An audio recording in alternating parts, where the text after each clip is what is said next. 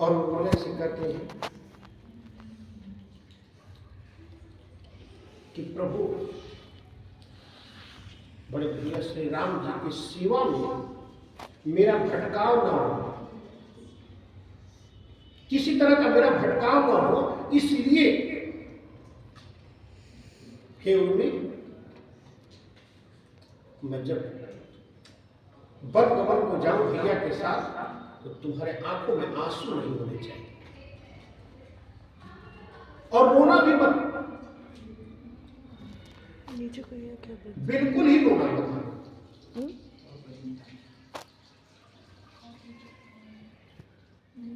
उन्होंने उर्मिला जी को रोने से मना किया क्योंकि लक्ष्मण जी भटकाव नहीं चाहते अपने कर्म, लेकिन देखिए एक स्त्री होने के नाते थोड़ा सा अगर रो लेती तो मन हल्का हो जाता है, लेकिन उन्हें अपने आंसू को पीना था और विरह की जिंदगी को जीना था। विरह के तप से ही, विरह के तप से ही राम मिलते, विरह के तप से ही राम मिलते हैं। ध्यान रखिएगा जिस बात को मैं कह रहा था,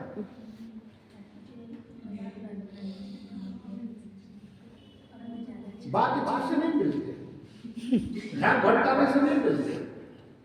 ठंडा लग रहा है सर? नहीं लग रहा? इसलिए जब उर्मिला जी को उन्होंने कहा कि नहीं, तो कितना भारी समय था कि आंसू नहीं गिरेगा।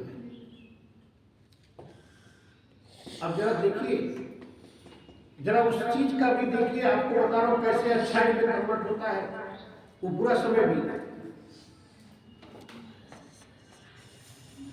उधर जब निद्रा माता ने लक्ष्मण जी से कहा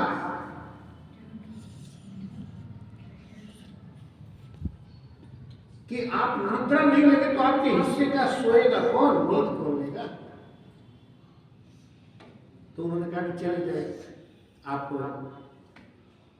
मेरी पत्नी उर्मिला के पास और मेरे बदले में आप उनको ही निद्रा दे। आपको जानकर आश्चर्य होगा कि उर्मिला जी अपने शरीर के कई रूप कर सकती थी। तो एक रूप में वो जो है 14 वर्ष के लिए सो गई, दूसरे रूप में वो दिया जला करके और निरंतर जो है एक तपस्वी की जीवन जी रही थी। और 3 अन्य रूपों में तीनों माताओं की सेवा कर रही थी। सोच लीजिए, ये प्रसंग नहीं पता होगा लेकिन ऐसा था। अब देखिए इसमें अच्छाई कहां जाती है। जब हनुमान जी संजीवनी बूटी लेकर के जा रहे थे और भरत जी को ये भ्रम हो गया कि शायद अयोध्या के ऊपर से कोई राक्षस गुजर रहा है, तो उन्होंने एक तीर को संधान करके जब वो तीर मार दिया और जब हनुमान जी वहां गिर पड़े और जब उन्होंने हनुमान जी ने सारा वृत्तांत बताया तो वहां उर्मिला जी भी आई थी, आकर के बोली, माता लोग भी आई थी, पूरा समाचार भाई कोई लेके आया है तो सब लोग तो सुनेंगे ये समाचार। तो उर्मिला जी ने कहा कि सुनिए पवन पुत्र हनुमान जी, अगर 2-4 दिन आपको अयोध्या में विश्राम करना है तो आराम से कर लीजिए। सूरज निकलने वाला नहीं है, आपको अगर 2-4 दिन विश्राम करना है तो कर लीजिए, क्योंकि मेरे जलाए हुए दीपक उसी तरह से तेज और प्रकाशमान है। और दूसरा चीज, हमारे पति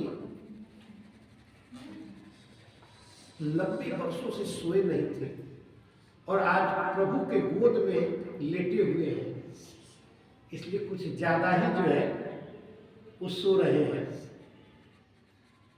और प्रभु भी इस चीज को जानते हैं कि मेरा भाई जो है लंबे समय से सोया नहीं है, तो उसके सर को सहलाते हुए सो थोड़ा सा। तो आप निश्चित रहिए।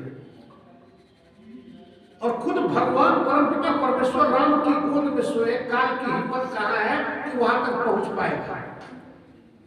काल की हिम्मत ही नहीं वहां तक पहुंच पाएगा। जिनके केवल भवे के इशारे से जो है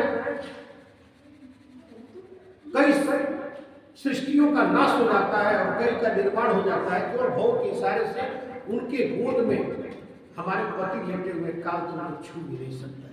इसलिए अगर आपको 2-3 दिन विश्राम करना तो कर दीजिए, क्योंकि उन्हें पूरा विश्वास है कि जो त्याग और तपस्या जो विधाता ने विपरीत समय किया है और जो उसको त्याग और तपस्या किए हैं, उस त्याग और तपस्या के कारण, पत्नी के त्याग और तपस्या के कारण लक्ष्मण जी को मृत्यु करीब भी नहीं पा पाएगी। और उसी त्याग और तपस्या का परिणाम था कि प्रभु परम पिता परमेश्वर का गोद में मिला। तो इस तरह से बच्चों एक बात ध्यान में रख लेना कि अगर जीवन में विपरीत परिस्थितियां आती हैं, प्रतिकूल परिस्थितियां हैं, तो ये समझ लेना कि भविष्य में कुछ अच्छी परिस्थितियों के लिए तुम्हारी परीक्षा हो रही है और इस परीक्षा में पास होकर दिखाओ। अगर इससे भाग गए तो भविष्य में तुम्हें मिलने वाली उपलब्धियां भी तुम्हारे हाथों से निकल जाएगी। इसलिए भविष्य में ये उपलब्धियां तुम्हारे हाथों से न निकले, इसलिए वर्तमान के संघर्ष को अगर तुम्हारे नजर से लगता है कि ये बुरा समय है या मेरे साथ बुरा हो रहा है, तो उस परीक्षा में तुम अपने आप को लगा दो, अपने आप को उसमें खड़ा कर दो, भविष्य संवर जाएगा। रामायण में इतने अच्छे उदाहरण दे करके, श्री रामचरितमानस में इतने अच्छे उदाहरण दे करके जो विपरीत काल के बाद अच्छी परिस्थितियों के निर्माण होने की बात कही गई है, अगर उससे भी इंसान सीख न ले तो अब उसके लिए क्या कहा जा सकता है? बस यही कहा जा सकता है कि मंगल भवन